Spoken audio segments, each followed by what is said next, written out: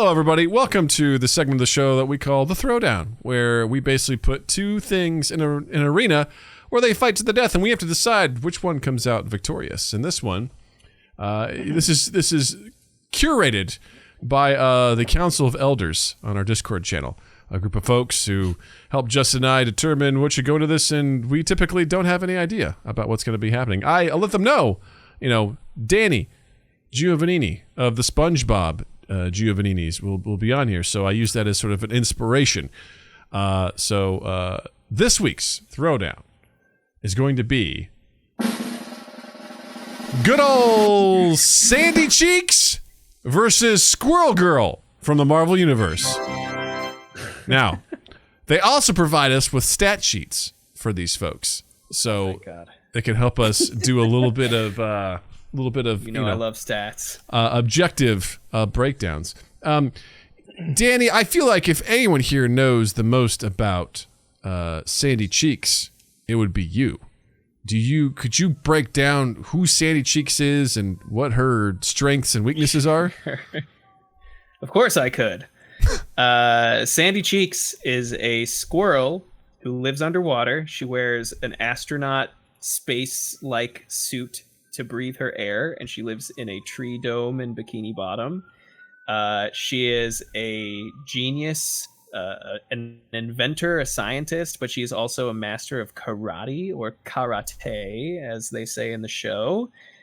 She is also great at extreme sports. She can surf, she can clam surf, she can snowboard, which is like surfing, but on snow. And she is very competitive, and she's from Texas, so she has a lot of guns. Is that canon? She has cannons. It is now. I just said it. You're talking to a writer, Doug. Who do you think it is? Who do you think the answer is? The answer is yes. Well, it's incredible because as I'm looking at the stat sheet, I'm like, he's calling out all the impressive stuff here. So yeah. Danny's not messing around. I know nothing about Squirrel Girl though. So well, guess what? Neither do I. Me. So great. So apparently, Squirrel Girl is she's got a mutant powers. She's got a prehensile tail. And and she's got one of her powers and abilities is preparation. I don't know what that means, but apparently she's prepared. Right. Martial arts, like no one's business. Yeah, man. You want to talk about someone who can plan a party? A large event. You give her a call. She's got martial arts abilities, proficient in multiple weapons. Surface scaling, blah blah blah. Can communicate with and summon squirrels. I think that's a key point in this situation. These squirrels can produce supersonic screeches. All right, that's cool. The squirrels that she summons? Apparently so. That's definitely interesting. She's at least massively hypersonic speed, which I think might be a problem. Let's see here. Fairly durable, decent stamina, standard equipment, acorns, 4,000 plus flashcards of Deadpool's Guide to Supervillains, and she can summon squirrels from surrounding land. Now that's interesting too, depending on where this fight takes place.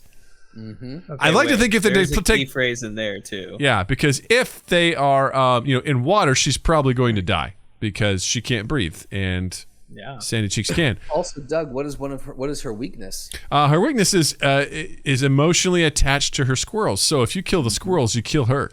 Basically, she will come unhinged. Is my guess. Her intelligence is she's gifted, so she can develop complex strategies and solve difficult problems under duress, as well as being exceptionally gifted in the field of computer science. So I feel like this is a pretty good matchup. Other than actual size. Let me ask this. Yeah, that's true. If Sandy Cheeks, her classification is squirrel, and Squirrel Girl can summon squirrels, can she summon Sandy Cheeks and therefore control her?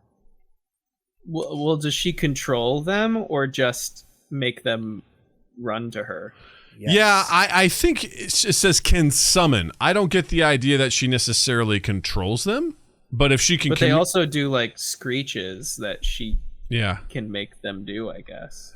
Yeah, because I've never heard a squirrel supersonic screech at me. Yeah, supersonic. I mean, that sounds like you're going to be deaf after this thing screeches. But if they're underwater, guess what?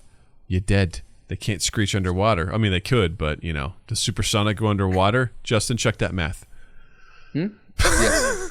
By the way, Jim says Sandy's also radioactive from the testing.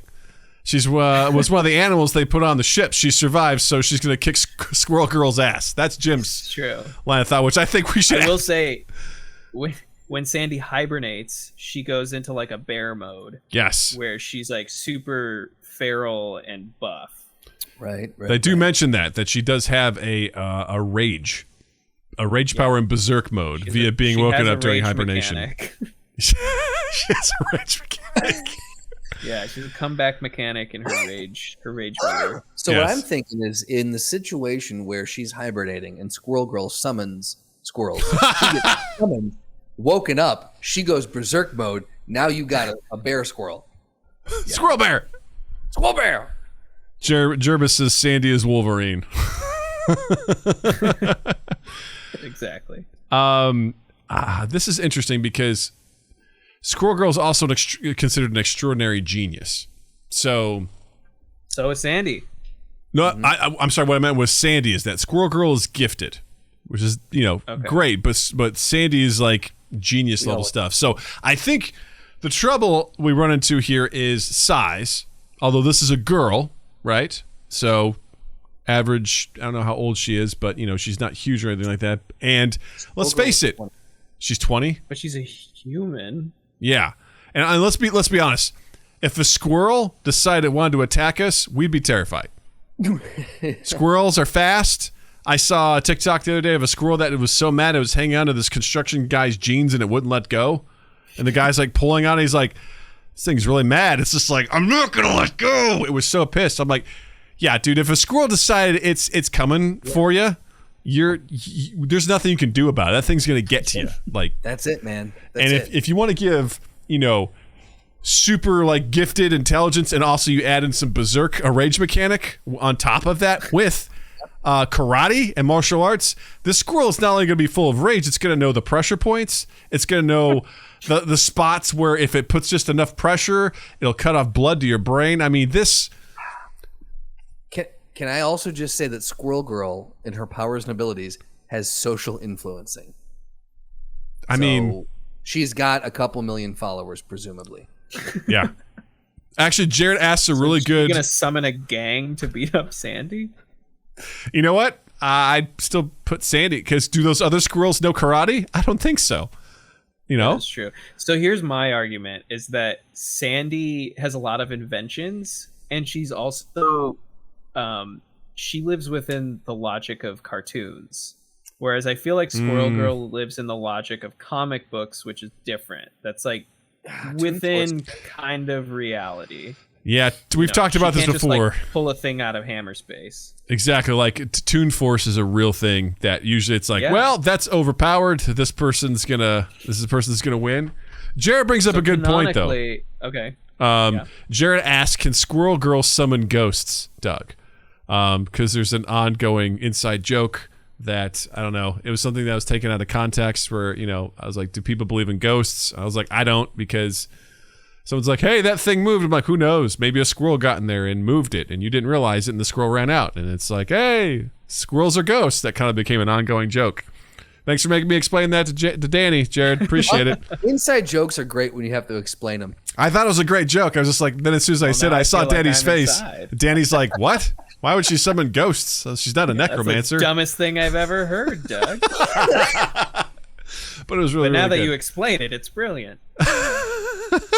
Thank you. All right, so which way are we leaning on this, boys and girls? What are we feeling? I'm leaning towards Sandy Cheeks on this one, just because I think the rage mechanic plus the heightened intelligence, the complex gadgets and stuff that she could potentially bring to the table, and the fact that, again, Squirrel Girl can talk to her, Squirrel Girl can't control her.